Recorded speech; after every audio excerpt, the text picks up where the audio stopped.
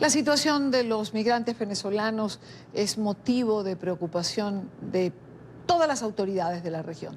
Por eso en Cúcuta participaron de la tercera reunión ministerial regional de salud funcionarios de varios países y uno de los asistentes a esta cita es nuestro próximo invitado, David Smolarsky, coordinador de la Organización de Estados Americanos para la crisis de migrantes y refugiados venezolanos, que está con nosotros desde nuestros estudios en Washington. David, bienvenido, buena tarde para ti. Buenas tardes, Idania. Muchísimas gracias por la invitación y saludo a todos los que nos están viendo a esta hora. Gracias a ti por estar con nosotros. ¿Quiénes asistieron a este encuentro que se realizó, como dije, en Cúcuta, en Colombia? Esta es la tercera reunión regional ministerial de salud. La primera se hizo en la ciudad de Washington, la segunda en Lima y esta en Cúcuta. Y asistieron más de 10 ministros y viceministros de salud de toda la región para discutir políticas de salud que brinden una mejor atención al migrante y refugiado venezolano. Fue, Idania, de las tres reuniones creo que la más productiva que hemos tenido, por una razón pues muy sencilla, que al estar en Cúcuta, evidentemente los ministros y viceministros de salud de la región pudieron palpar de cerca lo que están padeciendo los migrantes y refugiados venezolanos. Visitamos el hospital universitario Erasmo Meós, donde el 76% de las mujeres que están dando a luz son venezolanas y se están atendiendo cerca de 1.500 venezolanos por emergencia cada mes. Fuimos a la Casa Hogar Divina Providencia, donde la Iglesia Católica está haciendo una labor admirable por su generosidad y solidaridad, donde se están repartiendo cerca de 5.000 platos de comida, no solo a refugiados venezolanos, sino también a venezolanos que vienen de Táchira o de otras partes del país a desayunar o almorzar y retornan.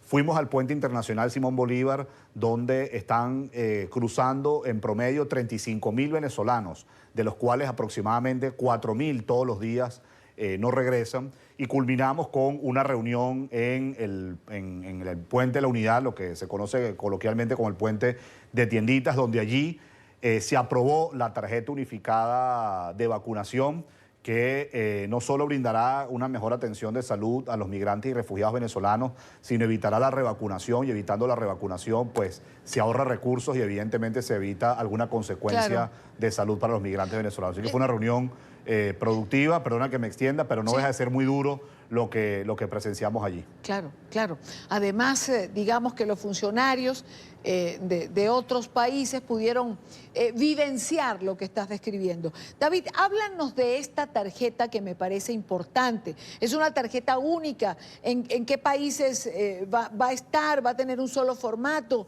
¿Qué van a poder hacer con ella? Sí, esta tarjeta unificada de vacunación fue aprobada por más de 10 ministros y viceministros de la región. Debo decir que está el secretario de Salud de los Estados Unidos, Alex Azar, evidentemente el ministro de Salud anfitrión, Juan Pablo Uribe Restrepo, a quien además agradezco pues, su hospitalidad, la ministra de Salud de Ecuador, de Panamá, de Haití, viceministro de Salud de Paraguay, y se van a distribuir a partir del mes de octubre 1 millón de ejemplares de estas tarjetas para que empiece a ser utilizada para los migrantes y refugiados venezolanos. Es una tarjeta además que está en 3 idiomas, español, inglés y francés, y está dirigida tanto para la vacunación a niños y a adultos. ¿Qué es lo que estaba pasando, Idania? Y es muy importante que se entienda. Un venezolano, por ejemplo, que llegaba a Cúcuta, era vacunado, y luego ese venezolano terminaba en Perú y volvía a ser vacunado.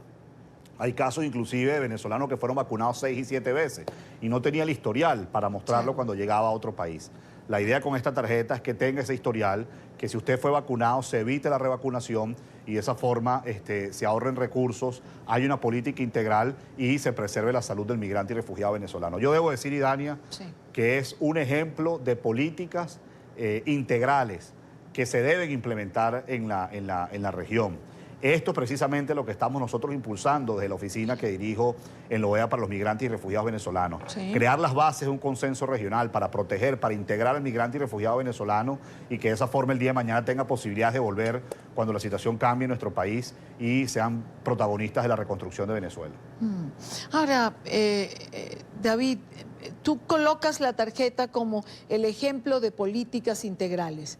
¿Por qué a nivel de políticas migratorias ha sido tan complicado tener políticas integrales entre todos aquellos países que están siendo afectados por el impacto de la diáspora venezolana? Precisamente por eso decía que esta tarjeta unificada de vacunación, que es una política integral en la región, debe servir de ejemplo para otras áreas. Yo lo he venido diciendo, las restricciones migratorias no van a resolver el problema, todo lo contrario, lo van a agudizar. Y responsablemente digo, como coordinador de la Secretaría General de la OEA para la crisis de migrantes y refugiados venezolanos, las restricciones migratorias que lamentablemente se están implementando en Ecuador, Perú y Chile pueden originar un embudo humanitario en Colombia. Recordemos que Colombia ya tiene cerca de 1,5 millones de migrantes y refugiados venezolanos. Y si la crisis humanitaria en Venezuela se prolonga, si sigue la violencia generalizada y la violación de derechos humanos por parte de la dictadura, el colapso económico, el colapso de los servicios básicos, nosotros pudiésemos estar viendo en cuestión de meses Colombia llegar a 2 millones de migrantes y refugiados venezolanos. Pudiésemos ver más venezolanos poniendo en riesgo su vida tratando de llegar a una isla del Caribe por Peñero. Por eso siempre he dicho que la región debe darle el estatus de refugiado a los venezolanos y que la declaración de Cartagena en el año 1984 es el mejor argumento que tenemos, porque es la declaración de Cartagena es la única que expande el concepto de refugiado y dice que un refugiado es aquel que se va de su país cuando es víctima de violencia generalizada, de violación de derechos humanos, de alteración del orden público. Todo eso hoy aplica para los venezolanos. La región debe entender que el venezolano no es un migrante voluntario, no es un migrante económico, está huyendo para sobrevivir, está huyendo para ayudar a su familia que aún sigue en Venezuela. Y otra cosa muy importante, Idania, esta crisis ya debe de dejar de tener una interpretación regional o subregional. Esto debe tener una interpretación global. Lo comenté hace 2 meses cuando presenté el informe en la Asamblea General de la OEA en Medellín. Esto tiene que tener una interpretación global por una razón muy sencilla. Es la crisis más grande de la historia de América Latina y el Caribe en cuanto a migración y refugiados. 4.300.000 venezolanos hoy desterrados al momento que me haces esta entrevista. Sí. Y es la segunda más grande del mundo después de Siria. Y esto sucedió en poco más de 4 años sin una guerra convencional y una catástrofe natural. Entonces las restricciones migratorias más bien no van a resolver el problema, pueden generar un embudo humanitario en Colombia y además puede hacer que todo lo que es el tráfico de personas, la explotación sexual, actividades ilícitas proliferen. Claro, David, pero este embudo humanitario al que hace referencia no es que puede producirse, es que se está produciendo en Colombia. Hace minutos teníamos un pase con Andrea Bernal, que se encuentra justo allí en el área del puente de Rumichaca, y ese embudo ya existe. Y escuchábamos a funcionarios ecuatorianos decir, entrevistados por Andrea, que no se iban a dejar presionar, que esto era una medida que soberanamente, evidentemente, ha tomado Ecuador, pero no es falta esto de solidaridad, no solamente con los venezolanos, sino con la propia Colombia. Totalmente. Yo creo que no se puede dejar Colombia solo en este sentido.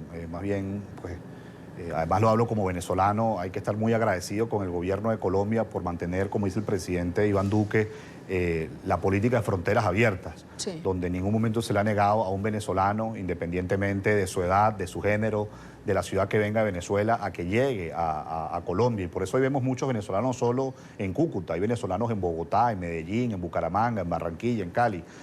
Pero recordemos que después de Colombia, los 3 países de Sudamérica que más refugiados venezolanos tienen son Perú, donde hay 860.000 venezolanos, Chile, que ya llegó a 400.000 venezolanos, y Ecuador, donde pudiese haber aproximadamente 330.000 venezolanos. Es decir, estos 3 países que hoy están implementando visas suman aproximadamente 1,5 millones de venezolanos. Entonces, este embudo humanitario, como bien lo has dicho, ya existe. Yo lo que quería decir es que esto puede empeorar, inclusive puede poner en riesgo la vida de muchos venezolanos que a lo mejor decidan irse como puedan a una isla del Caribe o deciden tomar rutas más largas como por ejemplo Brasil, y nosotros seguimos insistiendo de que hay que darle un estatus de refugiado al migrante y refugiado venezolano, porque además el estatus de refugiado no solamente va a beneficiar al venezolano con su documentación y que con eso pueda acceder a la salud, a la educación o aplicar para un empleo, es la solución más justa y pragmática incluso para el propio país receptor, porque está recibiendo gente que puede impactar positivamente en su sociedad. Y recordemos Venezuela, cuando fue una democracia estable, cuando había autonomía de los poderes públicos, cuando no era economía pujante. ¿Cuántos latinoamericanos y caribeños no fueron a Venezuela? Que huían también de dictaduras, que huían de conflictos armados, que huían de colapsos económicos y vieron en Venezuela una oportunidad de surgir, de tener una familia y de superar situaciones muy graves que vivían en esos países donde emigraron. No solamente latinoamericanos, ¿no? También tuvimos migración europea, españoles, italianos y portugueses también fueron acogidos en Venezuela hace muchos años atrás y formaron colonias importantes, grandes colonias. David, proyecciones de la diáspora venezolana a finales de 2019.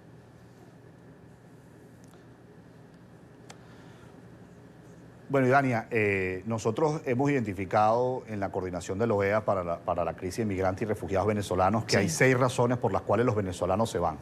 Y aquí vamos a extender un poco, si me lo permites, porque esto que voy a decir puede sonar elemental para ti o para mí, o puede sonar elemental para cualquier venezolano que nos esté viendo, pero que sea elemental para nosotros no quiere decir que es elemental para la comunidad internacional. Y ahí es donde yo hablo que hay que darle una interpretación global a esta crisis. ¿Por qué el venezolano hoy se va? Crisis humanitaria por falta de comida y medicina, violación de derechos humanos, violencia generalizada, colapso económico especialmente reflejada en la hiperinflación, colapso de los servicios básicos y control social.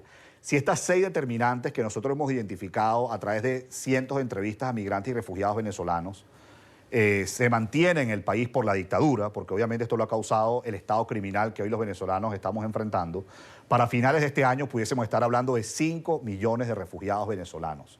Y lo que es peor aún, si esto se llegase a prolongar para el año 2020, lamentablemente Venezuela pudiese tener más refugiados que Siria. Pudiésemos estar hablando incluso de 7 millones de refugiados venezolanos. No podemos seguir hablando de diáspora, perdona que haga la corrección, aquí hay que hablar de refugiados. Los venezolanos somos hoy refugiados, están huyendo del país, lo están abandonando en contra de su voluntad, están separándose de su familia por la situación que ha generado la dictadura. Y Dania, quiero ser muy claro con esto. Si bien es cierto, esto tiene un enfoque humanitario que no hay que dejar de tenerlo, aquí también hay que hablar de la raíz política. La solución para esta crisis de migrantes y refugiados es el cese de la usurpación. La solución para que los venezolanos se dejen de ir es que recuperemos nuestra libertad y nuestra democracia. Solo con la salida de la dictadura disminuirá la migración forzosa de venezolanos y habrá incentivos para que muchos que hoy estamos desterrados podamos volver. David Smolaski, coordinador de la Organización de Estados Americanos para la crisis de migrantes y refugiados venezolanos. David, como siempre, un gusto tenerte. Gracias por compartir con nosotros. Muchísimas gracias por la invitación y solamente agrego que habrá una 4ª reunión ministerial regional de salud en la ciudad de en Panamá para en los próximos meses. Muchas gracias. Gracias a ti, David. Buena tarde.